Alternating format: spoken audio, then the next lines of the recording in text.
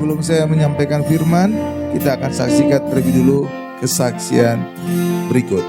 Silakan Bu Odi. Shalom Bapak Ibu, shalom, puji Tuhan. Silakan duduk. Ketika kita orang Kristen percaya kepada Yesus, mujizat itu adalah melekat bagi kita. Justru Tuhan Yesus sendiri yang berkata, tanda-tanda mujizat yang menyertai orang percaya. Ya, bukan semua orang Kristen, tapi yang percaya kepada Tuhan Yesus, yang berfokus kepada Tuhan Yesus. Amin Bapak Ibu. Karena itulah hidup kita harus berfokus kepada Tuhan Yesus, maka hidup saudara akan mengalami mujizat demi mujizat, kesembuhan demi kesembuhan, berkat demi berkat. Amin Bapak Ibu. Nah, hari ini saya akan didampingi oleh Ibu Mariana. Beliau akan bersaksi tentang kesembuhannya, sembuh dari vonis operasi. Karena sebelumnya gimana Bu? Coba Ibu cerita Bu. Shalom semua Bapak Ibu yang hadir di sini. Ya, Terima kasih untuk kesempatan saya bersaksi di tempat ini di gereja Mount Hermon Church.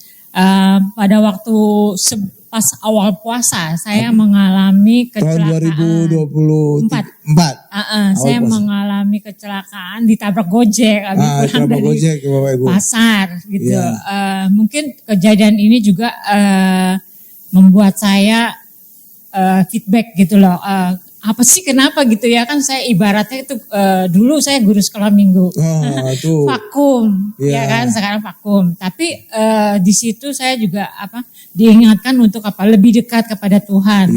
Ya, jadi selama saya ditabrak Gojek itu saya sudah ke rumah sakit.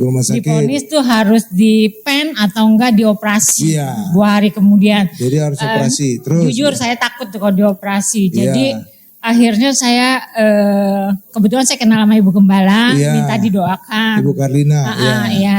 Didoakan dan juga saya berdoa juga supaya itu tidak dijalanin gitu. Karena saya percaya gitu kalau kita minta pertolongan Tuhan dan juga minta didoakan.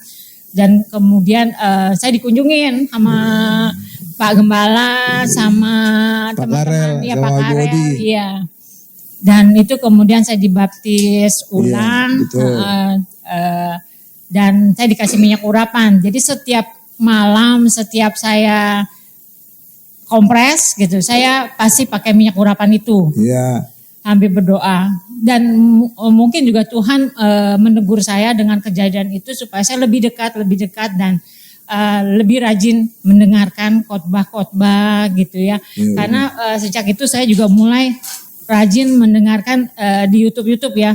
Kadang saya suka ngikutin yang Mount Hermon ini yang sudah saya nggak ikutin, saya ulang kadang gitu.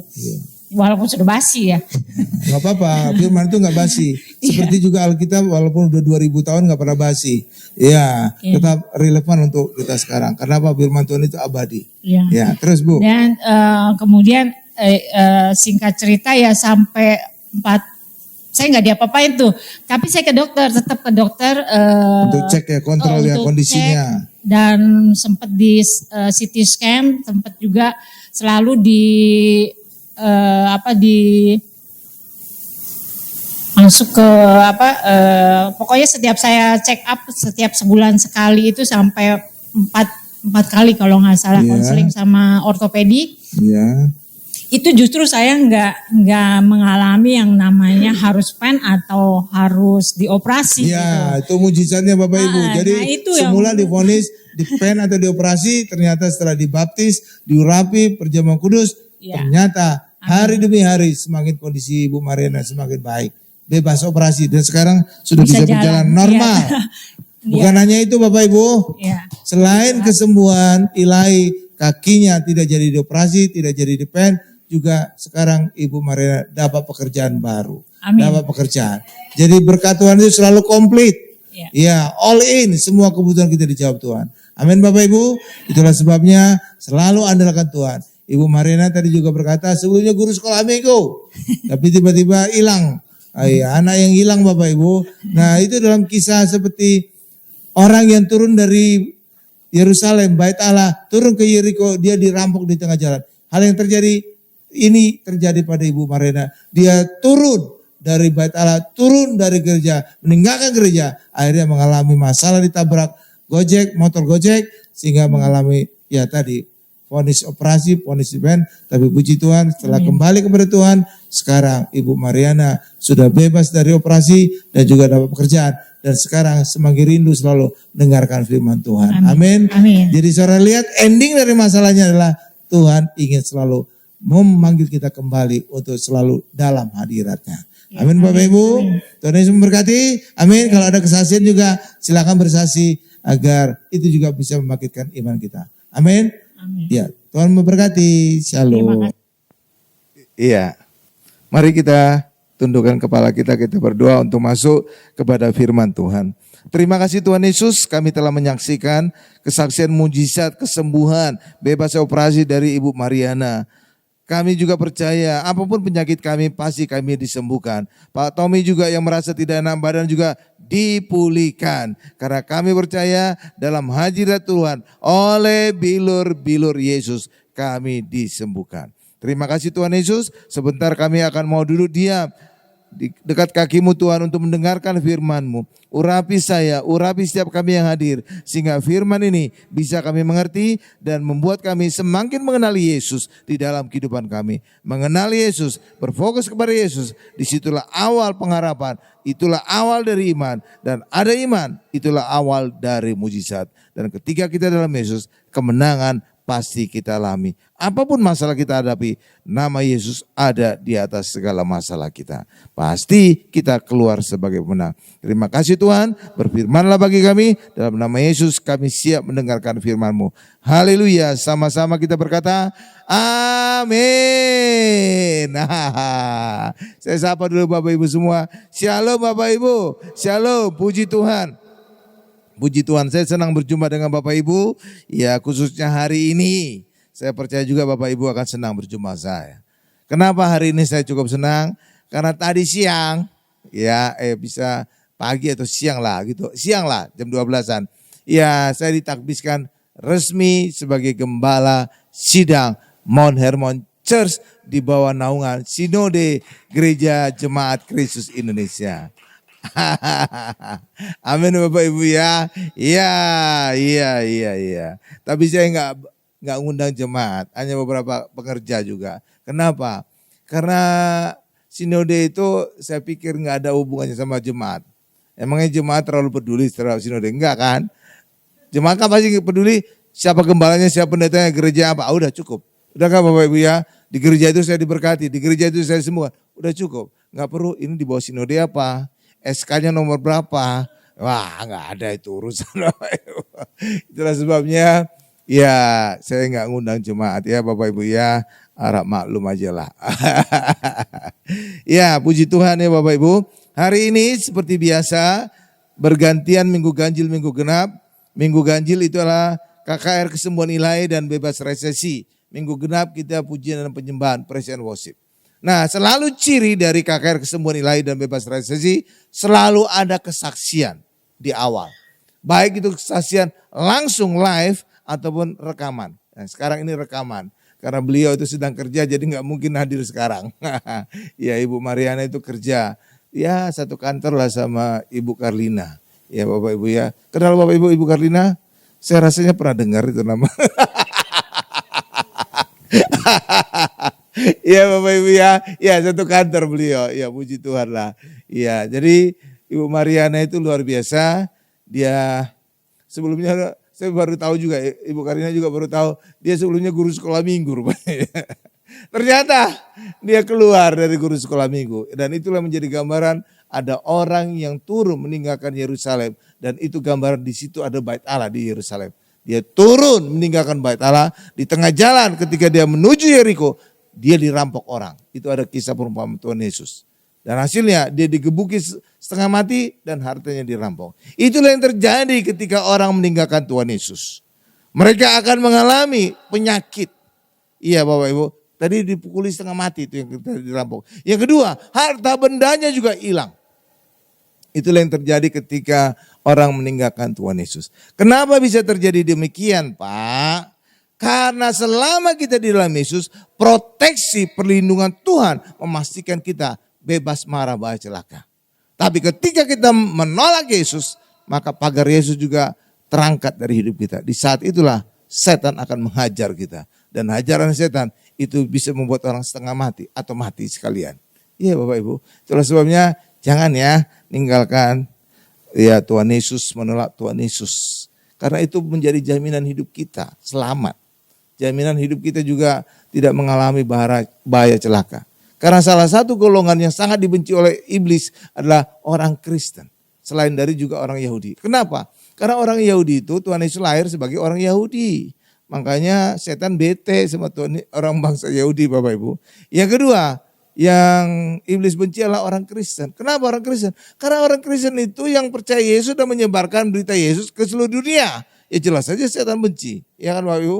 Tapi bedanya kita dengan orang Yahudi menolak Yesus. Itulah sebabnya orang Yahudi dihajar setan setengah mati. Sehingga pernah mati 6 juta orang Yahudi di kamar gas oleh Hitler. Dan itu diperingati di sebuah tempat di Israel yang bernama Yad Vashem. Biasanya orang tur ke Israel diajak ke tempat itu untuk menyaksikan bagaimana penderitaan orang Yahudi mengalami pembunuhan oleh Hitler. 6 juta orang Yahudi. Itu banyak sekali Bapak Ibu. Padahal itu mereka nggak ikut perang dunia. Tapi korbannya paling banyak mereka. Kan apes banget ya. Iya kesannya. Itulah yang terjadi. Karena di balik penganiayaan mereka itu ada iblis di situ. Tapi kita orang Kristen. Kita ada dalam Yesus. Maka proteksi perlindungan Tuhan ada di dalam kehidupan kita. Amin Bapak Ibu. Nah itu dia luar biasa ya. Nah coba kita lihat sekarang. Ya judul khotbah ini adalah KKR Kesembuhan Ilahi dan Bebas Resesi. Judulnya adalah KKR Kesembuhan Ilahi dan Bebas Resesi. Apa judulnya Bapak Ibu? KKR Kesembuhan Ilahi dan Bebas Resesi. Ini yang kedua. Ya Bu ya kedua ini ya. Ini yang kedua. Nah kita ngelihat sekarang ayat 5 hal yang dilakukan oleh Tuhan Yesus. Dan 5 hal inilah yang kita harus imani, kita dapatkan. Bahkan kita juga lakukan di dalam kehidupan gereja dan orang Kristen. Lukas 4 ayat 18 sampai 19. Ya. Kalau Bapak Ibu tertarik pada satu khotbah saya, ya Bapak Ibu ya, yang manapun itu, Bapak Ibu bisa minta catatan khotbahnya kepada Ibu Odi. Ya Bapak Ibu ya. Kenapa? Karena beberapa hari sebelum saya khotbah, pasti saya kirim filenya ke handphonenya Ibu Odi. Iya pasti. Untuk apa Pak? Urusan apa Pak? Urusannya adalah agar Ibu Odi menyiapkan ayat-ayat yang kelak akan saya baca saat khotbah. Jadi well prepare gitu Pak. Jadi Ibu Odi udah tahu khotbah saya sebelum saya khotbah kan. Kenapa? Beliau akan menyiapkan ayat-ayatnya. Jadi udah cepat, sebelum saya sebutkan, buka ini Bu, udah tahu. Jadi Bapak Ibu kalau tertarik khotbahnya, yang manapun khotbah, minta aja ke Ibu Odi ya. Semua khotbah saya pasti lewat Ibu Odi. Coba Lukas 4, ayat 18 sampai 19 ya. Nah, tapi kalau ingin dengari khotbahnya ada di YouTube. Saudara bisa dengerin aja, nonton aja ya. Tapi kalau ingin sekalian sampai catatan khotbahnya, urusan Ibu Odi itu. Beliau ada catatannya. Ya, saya bacakan ya. Lukas 4 ayat 18 dan 19. Demikian. Roh Tuhan, ini ucapan Tuhan Yesus ya. Di saat Tuhan Yesus ada di sinagoge di Nazaret. Roh Tuhan ada padaku, kata Tuhan Yesus. Oleh sebab Ia telah mengurapi aku untuk menyampaikan kabar baik kepada orang-orang miskin. Katakan sama saya, kabar baik kepada orang miskin. Ya, terus dan Ia telah mengutus aku untuk memberitakan pembebasan kepada orang tawanan dan penglihatan bagi orang-orang buta, untuk membebaskan orang-orang yang tertindas, untuk memberitakan tahun rahmat Tuhan telah datang. Coba kembali Bu di ayat awalnya. Roh Tuhan ada padaku, kata Tuhan Yesus, oleh sebab Ia telah mengurapi aku untuk menyampaikan kabar baik kepada orang-orang miskin. Apa kabar baik kepada orang miskin? Apa yang kira-kira yang dibutuhkan orang miskin? Bukan kesembuhan, bukan. Kadang-kadang orang miskin lebih sehat daripada orang kaya. Kenapa? Banyak olahraga. Ngejar-ngejar bis, ngejar-ngejar baca. Lebih sehat. Kadang-kadang orang kaya jarang olahraga, naik turun mobil, ya kan Bapak Ibu, meeting, ketemu orang, minum, makan. Jadi akhirnya apa? Diabetes, kolesterol kadang-kadang. Ya kan Bapak Ibu. Kadang-kadang gitu kan. Ya kalau orang miskin kadang-kadang ya makanannya ya agak gimana gitu ya. Banyak dua puasa gitu Bapak Ibu ya. Iya, ya kan jadi nggak over gitu ya. Nggak overweight, nggak over kolesterol, nggak over diabetes gitu ya. Iya, lebih kadang-kadang lebih sehat. Karena itulah kabar baik kepada orang miskin apa? Engkau tidak miskin lagi, engkau diberkati. Jadi bukan kabar baik orang miskin kesehatan ya, enggak ya. Kadang-kadang mungkin lebih sehat mereka ya.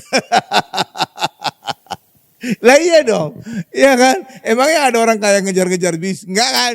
Enggak boro-boro.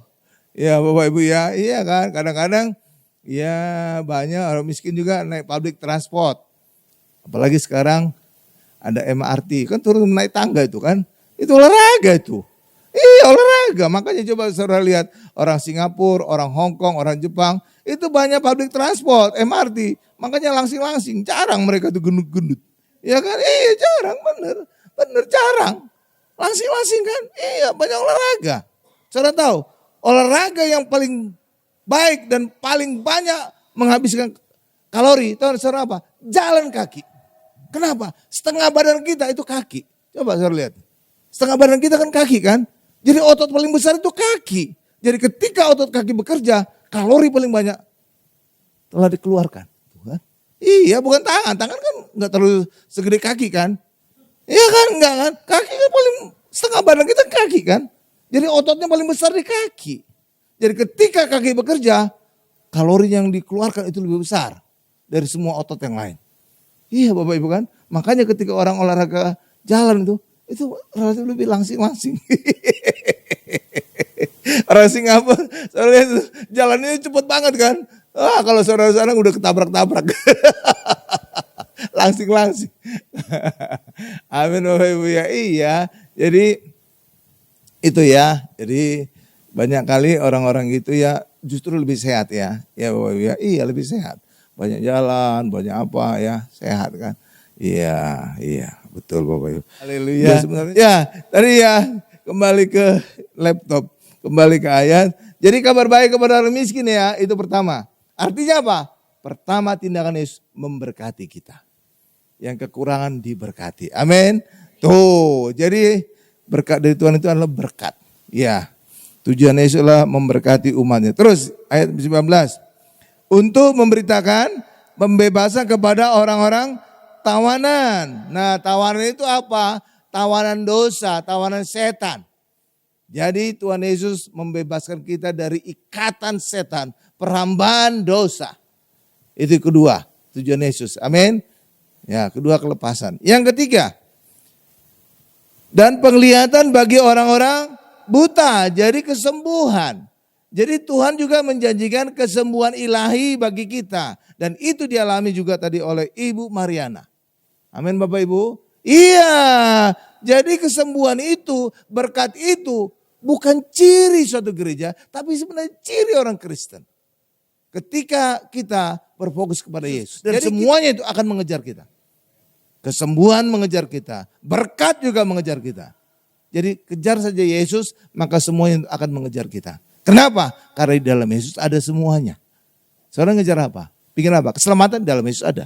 Saudara ingin apa? Diberkati. Dalam Yesus ada berkat. Saudara ingin apa? Kesembuhan. Di dalam Yesus ada kesembuhan.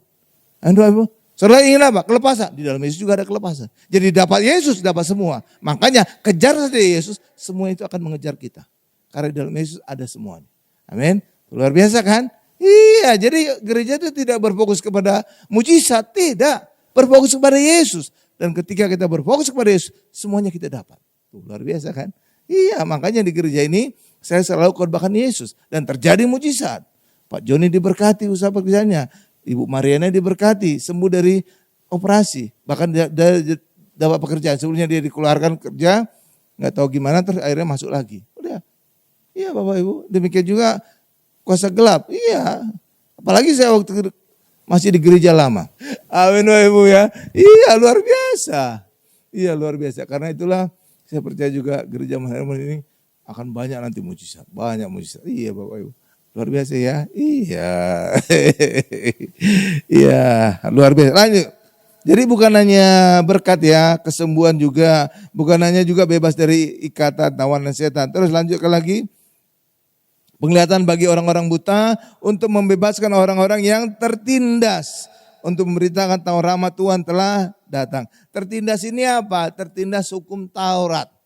Jadi hukum Taurat itu menuntut manusia. Jadi manusia dituntut untuk kamu benar, maka kamu harus melakukan hukum Taurat. Masalahnya adalah hukum Taurat itu standar kesempurnaan kebenaran Allah. Sedangkan manusia di bawah standar. Manusia tidak sempurna. Itulah sebabnya ketika orang Kristen atau manusia berusaha melakukan hukum Taurat untuk menjadi benar di hadapan Allah, mereka pasti gagal. Iya, pasti gagal. Pasti itu, pasti gagal. Amin Bapak Ibu, pasti gagal. Iya. Iya, hukum Taurat itu sempurna. Manusia kan tidak sempurna. Itulah sebabnya ketika manusia berusaha benar dengan melakukan hukum Taurat, maka mereka pasti gagal. Tapi Allah itu luar biasa. Memberikan solusinya, caranya dengan Tuhan Yesus turun menggenapi hukum Taurat dengan mati tersalib di atas inti dari hukum Taurat. Maka sekarang kita untuk menjadi benar bukan dengan melakukan hukum Taurat, tapi cukup dengan percaya kepada Yesus yang telah menggenapi hukum Taurat. Gitu caranya. Jadi gampang. Amin Bapak Ibu. Iya. Jadi seperti gini Bapak Ibu. Ini kenapa saya katakan dari inti hukum Taurat? Iya. Hukum Taurat itu ada 10. Ya Bapak Ibu ya ada 10. Ya. Hukum Taurat itu ada 10. Kalau hukum Taurat itu 10 dirangkum, disarikan, muncul 2 hukum. Dan itu adalah hukum kasih. Kasih kepada Allah dan kasih kepada sesama manusia. Dan kalau 2 hukum kasih ini dirangkum lagi, muncul satu kata. Dan itu adalah salib. Kenapa salib bisa menjadi inti hukum Taurat Bapak? Kok bisa Pak? Iya perhatikan aja salib saya ini. Ada 2 tiang, satu tiang tegak, satu tiang horizontal. Tiang tegak inilah mengasihi Allah dengan segenap hati, dengan segenap jiwa, dengan segenap akal budi. Dan tiang yang horizontal inilah mengasihi sama seperti diri kita sendiri. Nah iya, ini dia. Jadi itulah sebabnya Tuhan Yesus matinya di salib, bukan di rajam batu. Padahal kematian yang lazim di Israel adalah di rajam batu. Dan saudara bisa melihat Stefanus. Bahkan juga seorang wanita yang tertangkap basah berzina akan dirajam batu. Tapi Yesus berkata, barang siapa yang merasa tidak berdosa, dialah yang pertama melempari batu. Ada yang melempari batu? Enggak. Kenapa? Karena mereka merasa berdosa juga. Cuma dosanya bukan berzina kan? Iya, tapi sesama orang berdosa, jarinya nunjuk harus mati nih orang. Kan gawat ya, ganas ya. Iya tuh, iya Bapak Ibu. Jadi kematian, hukuman mati yang lazim di Israel adalah lempari batu. Makanya tetangga sebelah kan ada ritual lempari batu juga kan. Prinsipnya apa? Melempari dosa, melempari setan itu Bapak Ibu. Hal yang sama juga di Israel. Jadi rajam batu adalah melempari dosa, melempari orang yang berdosa sampai mati. Jadi harusnya Yesus matinya dilempari batu. Tapi kenapa matinya salib? Karena Yesus mati untuk menghapuskan kutuk dari kehidupan manusia. Karena gagal melakukan hukum Taurat. Itulah sebabnya Yesus mati di salib. Agar lewat kematian Yesus di salib, maka hukum Taurat digenapi oleh Tuhan Yesus. Paham Bapak Ibu? Lewat Yesus menggenapi hukum Taurat, maka orang Kristen tidak lagi perlu melakukan hukum Taurat untuk menjadi benar di hadapan Allah. Tapi cukup percaya kepada Yesus yang telah menggenapi hukum Taurat. Amin Bapak Ibu? Iya. Contohnya, saya sering kasih contoh, mungkin saudara lupa, ini saya ingatkan lagi. Misalkan Bapak Ibu makan di restoran, Bapak Ibu harus bayar kan? Bayar dong, masa makan gak bayar, bisa benjol kita. Benar kan Bapak Ibu ya? Harus bayar kan? Tapi ada kondisi yang tidak kita perlu bayar. Caranya gimana Pak? Caranya adalah ketika di restoran itu juga makan orang lain yang mengenal kita. Lalu orang itu rupanya lebih dulu selesai makan. Dan dia kemudian ngomong kepada kasir, itu Pak yang pojok itu teman saya akan bayari makanannya. Lalu kemudian dia buru-buru pergi, mungkin ada urusan, dia bayar makanan dia dan bayar juga makanan kita. Ketika kita tiba selesai udah makan, kita ke kasir atau kasir yang datang, lalu kita bilang, berapa Pak biayanya? Oh Pak, tadi ada teman Bapak Pak membayar. Jadi Bapak gak perlu bayar lagi. Ya.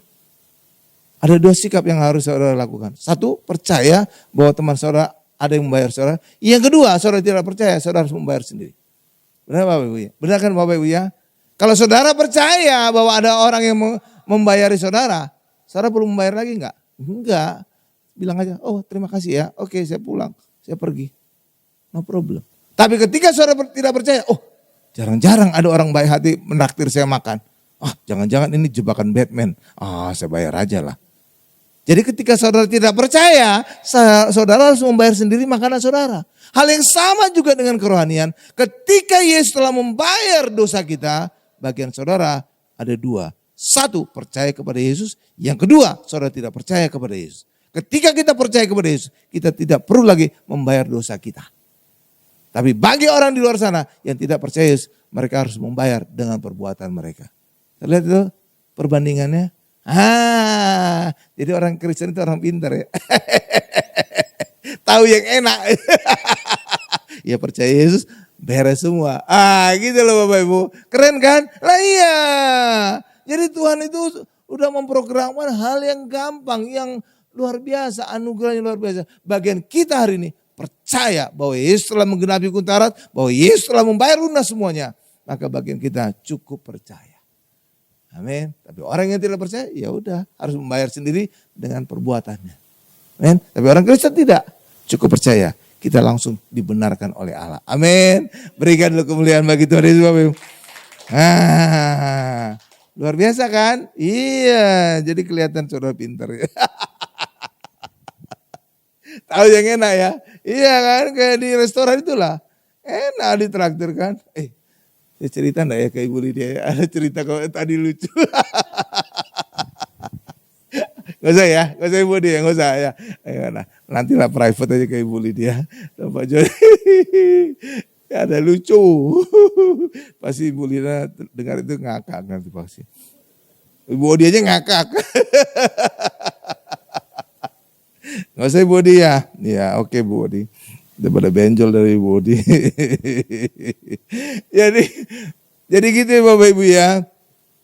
Jadi penglihatan kepada orang buta untuk membebaskan orang-orang yang tertindas hukum Taurat. Karena hukum Taurat ketika kita mencari kebenaran dengan melakukan hukum Taurat, saudara akan merasa tertindas. Iya, kenapa bisa tertindas Pak? Karena selalu saudara gagal. Dan ketika saudara gagal, iblis akan bisa mendakwa saudara. Kenapa? Karena orang gagal kan gampang kelihatan kesalahannya. Maka iblis akan mendakwa kesalahan saudara, kegagalan saudara. Tapi ketika kita dalam Yesus, iblis gak bisa mendakwa kita. Mendakwa apa? Orang udah digenapi oleh Yesus. Amin Bapak Ibu. Lah iya dong. Iya. Jadi hanya orang yang belum lunas kreditnya, bank bisa nagih saudara. Tapi ketika saudara telah membayar lunas KPR saudara misalkan, saudara tinggal tunjukkan bukti lunasnya. Orang bank itu akan pergi dari saudara. Iya, benar Bapak Ibu. Hal yang sama juga dengan kita. Kenapa iblis tidak bisa mendakwa orang Kristen? Kita tunjukkan saja darah Yesus ada di hidup kita. Maka iblis akan pergi dari kita. Karena kita sudah lunas. Amin Bapak Ibu. Tapi kalau kita masih gagal, belum lunas. Ya iblis masih punya celah untuk mendakwa kita. Amin Bapak Ibu. Lah iya dong. Paham ya? Ya. Dan untuk memberitakan tahun rahmat Tuhan telah datang. Itulah anugerah. Jadi ketika Yesus datang, maka Yesus juga memberitakan berita anugerah. Bahwa kita telah diampuni dosa kita. Amin Bapak Ibu. Tapi masalahnya ada yang percaya, ada yang tidak. Amin. Iya. Jadi luar biasa Bapak Ibu kedatangan Tuhan Yesus. Tapi sayang disayang, inilah luar biasanya. Tuhan Yesus ini, ayat ini terjadi ketika Tuhan Yesus datang ke sebuah sinagoge di Nazaret. Tuhan Yesus itu disebut orang Nazaret. Karena apa? Besarnya di Nazaret. Iya Bapak Ibu, besarnya di Nazaret. Jadi kalau besarnya di Nazaret, dia punya teman-teman masa kecil enggak? Ada. Pasti ada. Kalau saudara besar di Siantar, sekitar Siantar itu pasti kenal saudara. Banyak teman-teman saudara. Benar Bapak? Benar ya Bapak Ibu? Iya benar. Jadi ketika Yesus dibesarkan di Nazaret, di Galilea, maka pasti banyak teman-teman masa kecilnya. Itulah sebabnya ketika Yesus berkhotbah di Nazaret di sebuah sinagoge, khotbahnya luar biasa, orang-orang memuji juga dari mana hikmatnya di luar biasa, tapi ada teman-teman masa kecilnya. Bukankah dia anak Yusuf? Saudarinya ada bersama-sama kita. Jadi ketika orang melihat Yesus dari sisi kemanusiaan, disitulah tidak ada iman. Ya, kenapa tidak ada iman? Di situ tidak ada mujizat. Kenapa? Karena mujizat itu Tuhan yang mengerjakan. Benar nggak Bapak Ibu ya? Ya, kalau manusia itu dunia natural. Sedangkan Tuhan ketika bekerja itu dunia supranatural. Itulah mujizat. Nah, ketika kita melihat kemanusiaan Yesus, saudara tidak akan pernah mengalami mujizat. Saudara tidak akan pernah mengalami supranatural, tapi semuanya natural. Itulah sebabnya di Nazaret Tuhan Yesus tidak melakukan mujizat. Kenapa? Karena orang Nazaret yang harusnya layak mendapatkan 5 hal yang dibawa oleh Tuhan Yesus. Tapi ketika mereka melihat Yesus sebagai manusia, maka mereka tidak akan mengalami mujizat dari Tuhan. Itulah sebabnya saya mendorong kita orang Kristen, jangan suka menyebut Yesus anak Daud. Karena anak Daud itu menunjukkan kemanusiaan Yesus. Kalau saudara ingin mengalami mujizat Tuhan, selalu lihat Yesus sebagai Tuhan. Selalu lihat Yesus sebagai Allah. Di saat itulah kita punya iman, di saat itulah mujizat akan kita alami. Karena mujizat itu tidak dilakukan oleh manusia, mujizat hanya dilakukan oleh Allah. Sebab mujizat adalah supranatural. Amin Bapak Ibu? Iya dong. Luar biasa ya. Haleluya, haleluya. Nah, Yesus dan murid-murid juga menyembuhkan orang yang sakit dan mengusir setan. Coba kita lihat Lukas 7 ayat 21. Haleluya. Karena itu juga Bapak Ibu, saudara juga ciri saudara sebagai orang percaya. Bapak Ibu percaya kepada Yesus? Amin? Ya, bagus. Tidak semua orang Kristen itu orang percaya Bapak Ibu ya, bukan ya. Kenapa? Kadang-kadang Kristen kita Kristen KTP. Karena orang tua kita Kristen, maka anaknya juga menjadi Kristen otomatis. Jadi KTP ya, bukan benar-benar kita percaya Yesus ya. Bahkan saya ingin katakan tegas ya, tidak semua pendeta juga orang percaya. Loh, kok bisa Pak? Pendeta kan yang membawa firman Pak, yang suka khotbah Pak. Kok bisa termasuk juga orang tidak percaya Pak? Saudara periksa aja khotbahnya. Apakah dia masih mengkhotbahkan Tuhan Yesus atau tidak? Iya Bapak Ibu, sekarang ini lebih banyak pendeta tidak khotbah tentang Yesus. Buktikan sendiri saja. Banyak tentang kehidupan sehari-hari. Ketika saudara sedang pacaran, jatuh cinta. Saudara pernah nggak jatuh cinta Bapak Ibu? Pacaran, pernah ya? Pernah ya? Sering lagi. Tapi belum ada tanda-tanda keberhasilan. sorry ini.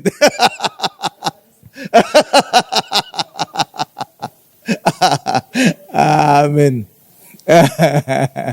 Ya Bapak Ibu, ya kan kita kan orang normal ya pasti, ya kecuali LGBT lah kita lain lah. Ya kan, ketika saudara sedang pacaran, pasti pacar saudara itu selalu ada di hati saudara, benar kan? Kalau perlu ngomong ke siapapun, ke teman, ke saudara, pasti ngomongin pacarnya. Ya kan, pasti ngomong secara refleks aja kita cerita, wih pacar saya baik banget lu, wih kayak malaikat baiknya, luar biasa. Tampaknya memang rainbow, tapi hatinya Hello Kitty.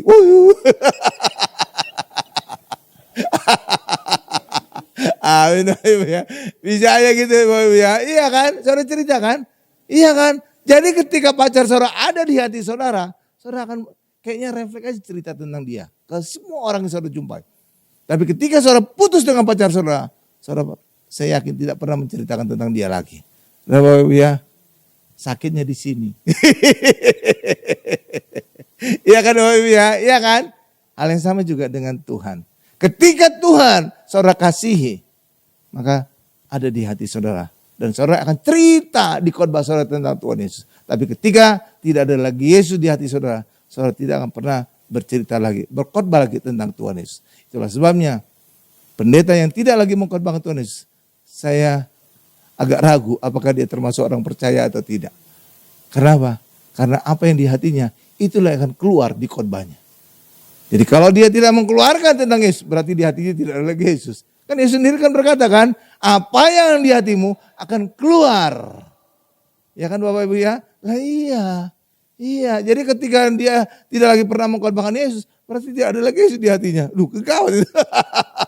Gawat kan Bapak Ibu ya? Gawat dong. Iya. Makanya Ya itulah, saya agak ragu kalau pendeta nggak pernah khotbahkan Yesus lagi. Masih ada nggak Yesus di hatinya? Itu Bapak Ibu. Benar nggak? Kalau udah nggak ada di hati, bagaimana mungkin percaya? Harusnya tahap pertama adalah ada dulu di hati, tahap berikutnya adalah benar-benar percaya kepada Yesus. Amin Bapak Ibu.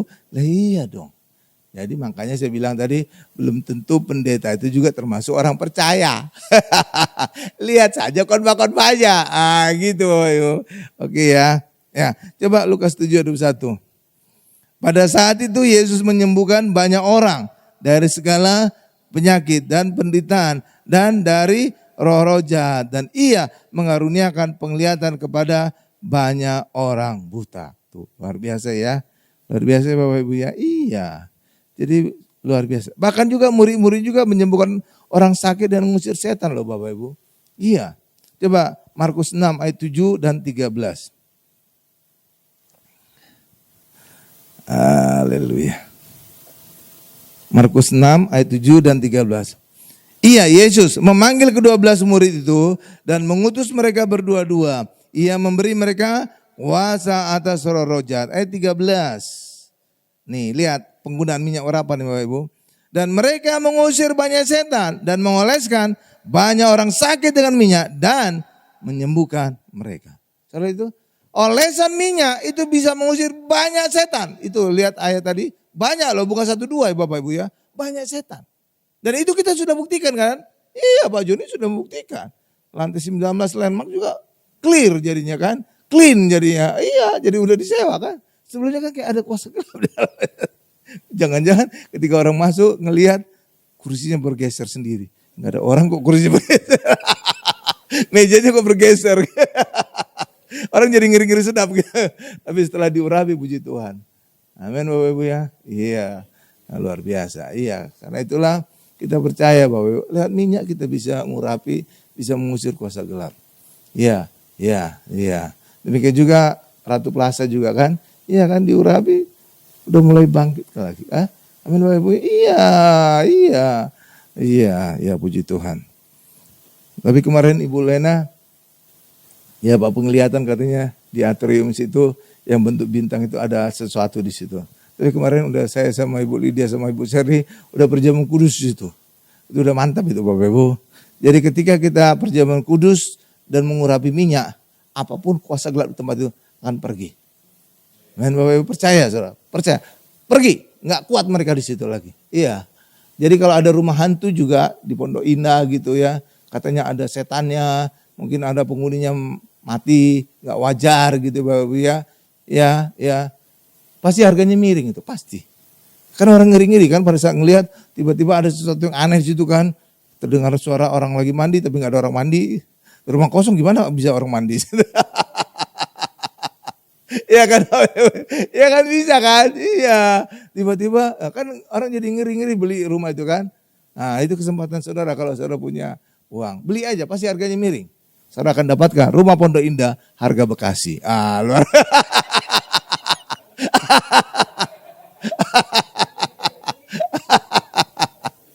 Iya dong, kalau ada rumah hantu pasti harga miring. Mana mungkin harganya wajar, normal kan? Nggak mungkin. Kita wajar-wajar aja lah. Yang benar. Ya Bapak Ibu ya. Jadi saudara bisa ngusir setan ya. Nggak harus saya, tapi kalian juga bisa. Nah, saya buka rahasia ke Pak Joni lah, sama Ibu Lydia. Pak Joni tahu nggak siapa yang ngurapi lantai 19? Nita.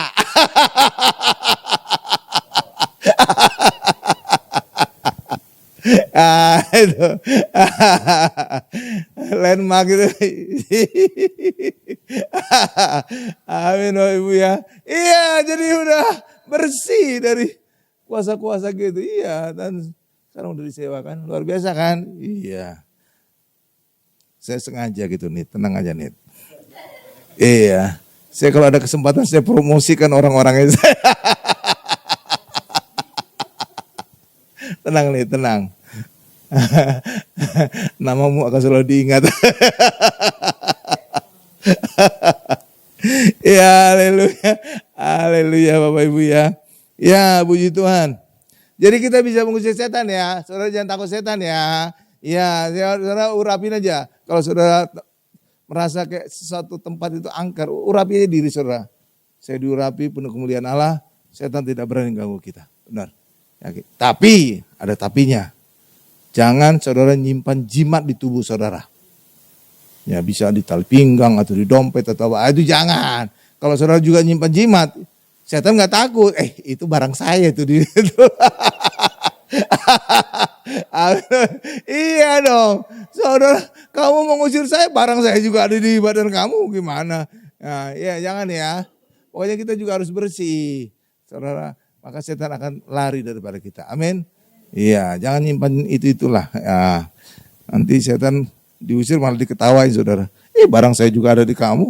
Kok bisa ngusir saya?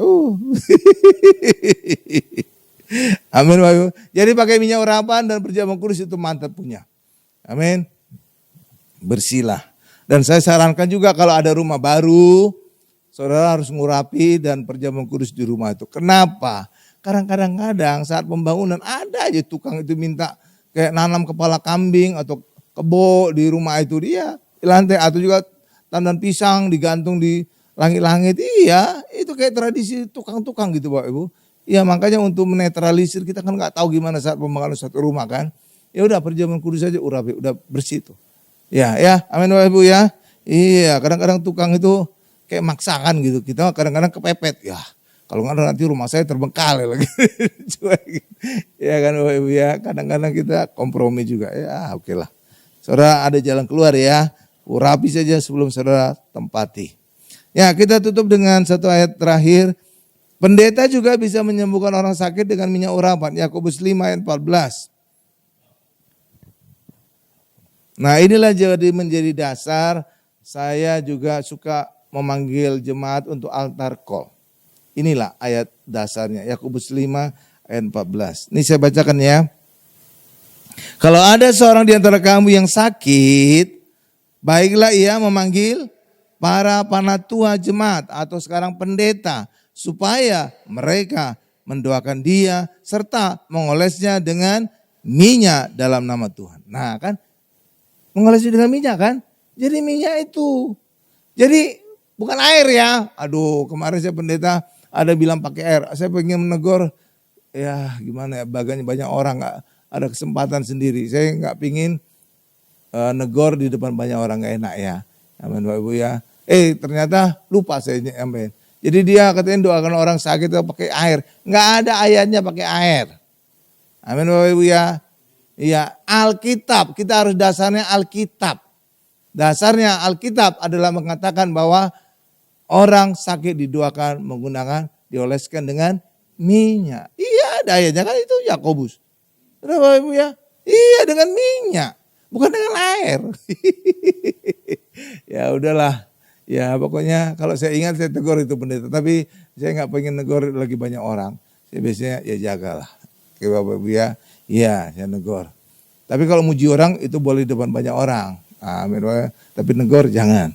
Nanti mempermalukan orang itu ya. Ya kan bagusan 2-3 ya cuma terbatas ya.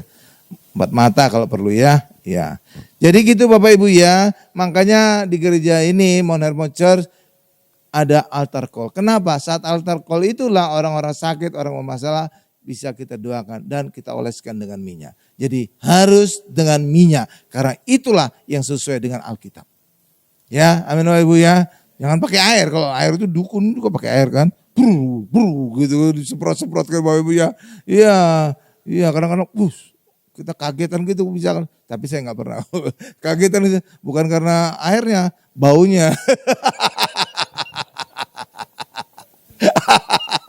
Nggak sikat gigi seminggu. Amin ya. Amin ya. Jangan pakai air ya. Itu nggak sesuai Alkitab. Iya. Kalau dukun iya ada pakai air. Tapi Alkitab berkata oleskan dengan minyak. Ada ayatnya. Jadi saudara kuat kalau dibantah orang. Amin. Amin Bapak Ibu ya. Amin. Ya saya simpulkan khotbah ini. Akibat dosa orang bisa sakit dan diserang setan. Tapi Tuhan Yesus menebus dosa, menyembuhkan orang sakit dan mengusir setan-setan. Demikian juga di dalam Markus 16 ayat 17 ayat 18. Orang percaya bisa mengusir setan dan menyembuhkan orang sakit.